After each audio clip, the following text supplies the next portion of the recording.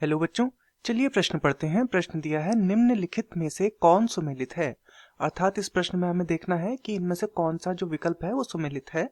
विकल्प ए पोषक पदार्थों का निष्क्रिय अभिगमन एटीपी। विकल्प बी एपोप्लास्ट प्लाज्मोडेस्मेटा।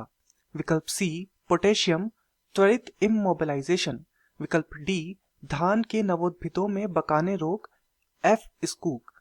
तो इस प्रश्न में हमें सबसे पहले तो संबंध विश्लेषण को समझना है कि इनमें से कौन सा जो संबंध है वह सही है या सुमेलित है।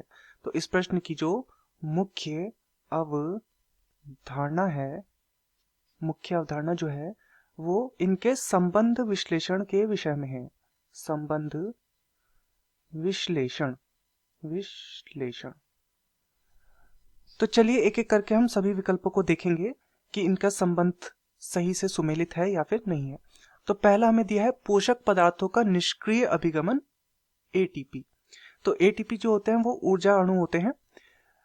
इसमें ध्यान रखने वाली बात यह है कि जब सक्रिय अभिगमन होता है, क्योंकि ये ऊर्जा के अणु हैं, तो इनका क्या होता है, सक्रिय अभिगमन होता है।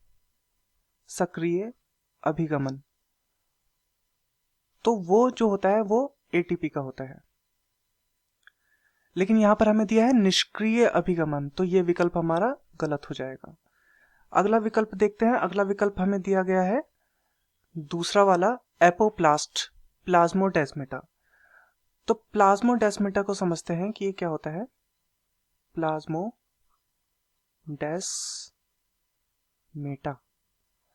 तो प्लाज्मोडेस्मेटा क्या होता है, पौधों में कुछ सूक्ष्म कोशिकाएं होती हैं। पौधों में ये क्या है, सूक्ष्म कोशिकाएं हैं।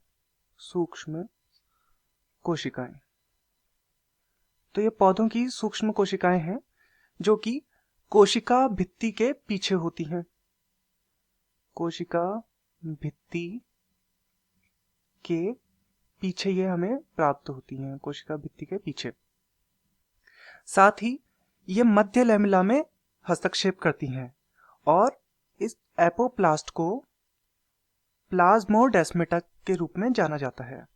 एपोप्लास्ट को जो है इसे प्लाज्मोडेस्मेटा के रूप में जाना जाता है। तो ये जो हमारे विकल्प है, विकल्प बी, ये बिल्कुल सही है। तीसरा विकल्प है विकल्प सी पोटेशियम त्वरित इमोबिलाइजेशन। जो तीसरा है वो दिया है पोटेशियम और इसमें लिखा है त्वरित इमोबिलाइजेशन। तो इसमें त्वरित इमोबिलाइजेशन नहीं होता है, तो ये जो हमारा विकल्प सी है ये भी क्या हो जाएगा, गलत हो जाएगा। चौथा है धान के नवोद्भिद में बकाने रोग एफ स्कूक। तो ये जो रोग होता है ये रोग होता है कवक के कारण। कवक के कारण तो ये वाला विकल्प भी हमारा गलत हो जाएगा।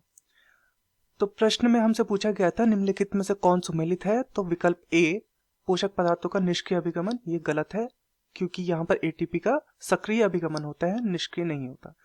विकल्प बी एपोप्लास्ट प्लाज्मोडेस्मेटा, तो ये बिल्कुल सही है। विकल्प सी पोटेशियम त्वरित इमोबिलाइजेशन, ये बिल्कुल गलत है, त्वरित इमोबिलाइजेशन इसमें नहीं होता। विकल्प डी धान के नवोद्भिदों में बकाने रोग, तो ये कवक के माध्यम से होता है, तो ये विकल्प भी हमारा गलत है। तो दिए गए प्रश्न का सही उत्तर है विकल्प बी एपोप्लास्ट प्लाज्मोडेस्मेटा। मैं आशा करता हूं आपकी यह समझ में आया होगा। धन्यवाद।